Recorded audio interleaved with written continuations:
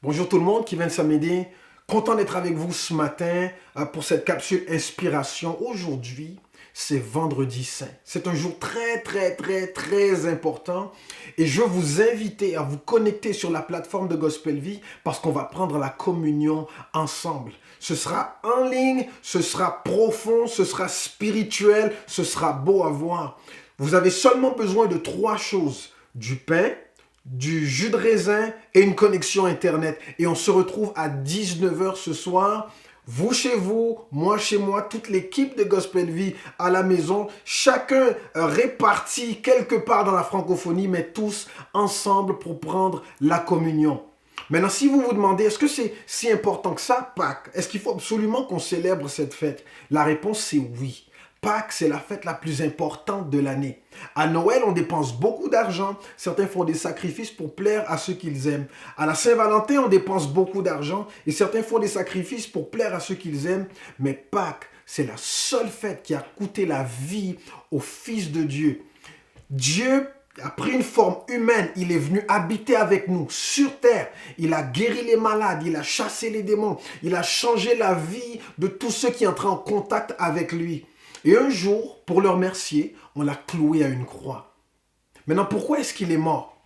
En surface, on aurait dit qu'il est mort parce qu'il y a des gens qui ne l'aimaient pas. Mais le fond de l'histoire, c'est que Jésus est mort pour prendre notre place. Jésus est mort parce qu'il nous aimait. Vous savez, la mort n'a pas toujours fait partie de l'expérience humaine. La mort n'a pas toujours existé. Mais c'est arrivé le jour où le premier humain a péché, il a commis un péché et ça produit une séparation entre nous et Dieu. Et cette séparation-là, cette brèche a été l'occasion pour la mort d'entrer dans le monde et d'avoir accès à nous. Et depuis, la mort a avalé, a dévoré des hommes, petits, grands, gros, riches, pauvres, peu importe qui vous êtes. La mort vous arrache à cette terre et son objectif, c'est d'avaler les êtres humains jusqu'à ce qu'il n'y en ait plus. Et puis un jour, Dieu a dit stop, prends-moi à la place. Est-ce que c'est possible pour la mort de prendre Dieu? Est-ce que la mort pouvait vraiment prendre Dieu à la place des êtres humains? Le pouvoir de la mort ne fonctionne que sur les êtres que Dieu a créés, que sur les humains. Alors quand Dieu a dit stop, son intention, c'était de prendre une forme humaine et de donner à la mort, ce qu'elle recherchait, c'est-à-dire d'exercer le jugement qui vient, qui accompagne le fait d'avoir péché. Tous les êtres humains étaient coupables. Tous étaient coupables. D'ailleurs, la Bible dit que tous ont péché et ont été privés de la présence de Dieu. Et c'est ce qui a donné un accès à la mort. Mais Dieu nous aimait tellement, la Bible dit qu'il a tellement aimé le monde, qu'il a donné son Fils unique, afin que quiconque croit en lui ne meure pas, mais qu'il ait la vie éternelle. Alors, Dieu est venu sur terre sous la forme humaine et il a pris notre place sur la croix. Il a pris sur lui notre culpabilité, il a pris sur lui la responsabilité du péché. Mais ce que la mort ne savait pas, c'est qu'on ne peut pas garder Dieu très longtemps dans un tombeau.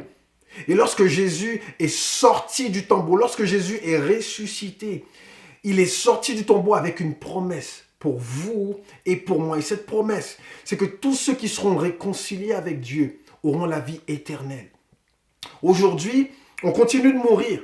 Le corps meurt, mais ça c'est la première mort. Lorsque vous mourrez, lorsque votre corps meurt, vous êtes simplement séparé du monde. Mais votre esprit est encore vivant. Vous existez encore en état d'esprit. Mais c'est lorsque la deuxième mort vous frappe. La deuxième mort, c'est celle qui tue l'esprit. Cette mort-là, elle est finale. Après la deuxième mort, il n'y a plus de retour possible. Et c'est cette deuxième mort-là que Dieu veut éviter à tout prix. Et la façon d'éviter cette deuxième mort, c'est d'être réconcilié, reconnecté avec Dieu et de recevoir la vie éternelle. Si vous m'écoutez ce matin et que vous n'avez jamais fait la paix avec Dieu, vous n'avez jamais été réconcilié avec Dieu, aujourd'hui je vous lance cette invitation. Quel est le meilleur moment pour faire la paix avec Dieu? Quel est le meilleur moment pour recevoir la vie éternelle? C'est tout de suite. Et je vous invite à faire une simple prière avec moi. Et ça dit, Jésus, je te donne mon cœur. Je crois en toi. Je veux recevoir la vie éternelle et apprendre à te connaître. Amen. C'est pas plus compliqué que ça. C'est pas plus compliqué que ça parce que Dieu vous aime et le plus grand cadeau qu'il vous a offert, c'est la vie ici sur terre, mais un cadeau encore plus grand encore, c'est la vie éternelle. Celle qui va faire en sorte qu'après la première mort, vous serez non seulement encore en vie, mais vous vivrez pour toujours. La deuxième mort ne vous touchera pas parce que vous avez été reconnecté avec lui. Si vous avez fait cette prière, je vous demande de faire 3 choses. Même si vous ne l'avez pas fait, je vous demande de faire 3 choses. Premièrement, partagez cette vidéo pour que d'autres personnes puissent entendre ce message d'espoir et avoir cette opportunité de reconnecter, de se réconcilier avec Dieu pour recevoir la vie éternelle. Deuxièmement, je vous demande de m'envoyer votre histoire. Écrivez-moi un témoignage à commercial-gospelvie.com. Faites-moi savoir qu'il s'est passé quelque chose pour vous. Et troisièmement, on se retrouve ce soir à 19 h sur la plateforme de Gospel Vie. On va prendre la communion ensemble. Et si c'est la première fois pour vous, vous l'écrirez dans les commentaires pour qu'on sache que vous êtes un nouveau venu dans le royaume, dans la famille de Dieu. On va célébrer avec vous. On va vous envoyer tout plein de bénédictions. Aujourd'hui, je vous souhaite une bonne journée. On se retrouve ce soir. Faites passer le mot et surtout, marchez avec Dieu. Il vous aime. Au revoir.